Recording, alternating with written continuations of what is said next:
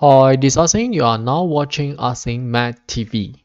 Today, we'd like to share the Maclaurin series of 1 plus sine x to the power 1 over 2. As usual, we let fx be equal to 1 plus sine x to the power of half.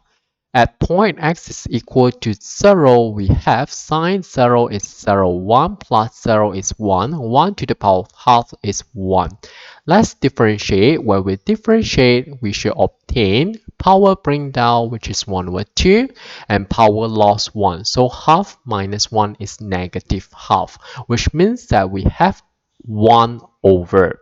So we have square root of 1 plus sine x. Don't forget to differentiate 1 plus sine x. When we differentiate 1, we should obtain 0. And we differentiate sine x is cos x. So we times cos x. If we differentiate further by using this function, it seems like very complicated. So what we have to do here is we apply the conjugate. So the conjugate for this 1 plus sine is 1 minus sine. However, we have square root, so we need to add square root. If let's say we just simply times something to the denominator, we will definitely change the value. We should always bear in mind that we should change the form, not the value. So we must times exactly the same thing to the numerator. So anything times 1, we get back the same thing. So now let's simplify. We should have 1 over 2 times cos x times square root of 1 minus sine x, and it's divided by, if we expand by using the law of indices, remember that we have square root of a times square root of b is equal to square root of a times b, which means that for this case, when we expand, we should have 1 minus sine square x, and this is equal to 1 over 2. 1 minus sine square x is equal to cos square x. If we take square root of cos square, which means that we left cos. So cos cancel with cos, we left only 1 minus sine x. And at point x is equal to 0, we have 1 over 2. Let's differentiate the function for the second time with respect to x. First, copy the constant 1 over 2, bring down the power 1 over 2, and we should have 1 over square root of 1 minus sine x. Differentiate 1 minus sine x, we should obtain negative cos x. Again, we apply the conjugate, so we should obtain 1 plus sine x. Remember, we should change the form, not the value. So we must times exactly the same thing to the numerator.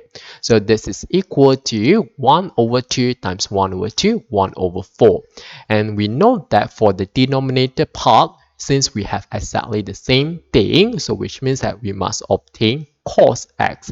So cos x cancel with cos x, we left negative square root of 1 plus sine x. So which means that at point x is equal to 0, we have negative 1 over 4.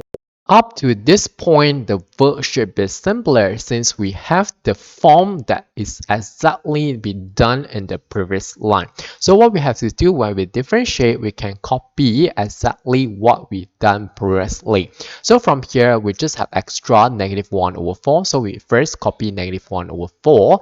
And for 1 plus sine x, the whole thing power half, which has been done previously. And the derivative is this one. So we just have to copy 1 over 2 times 1 minus sine x and to the power of 1 over 2.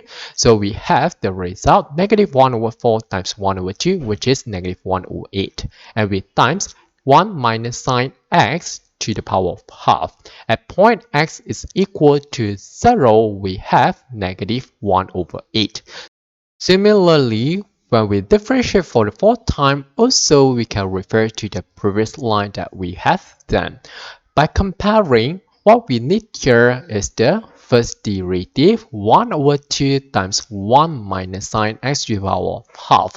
So we have extra negative 1 over 4. So we can copy first, and the derivative for this, we should have this. So which means that we should times negative 1 over 4 times 1 plus sine x and the whole thing to the power of half. and this time we should obtain negative negative positive 1 over 16 times 1 plus sine x to the power of half. At point x is equal to 0, we have 1 over 16.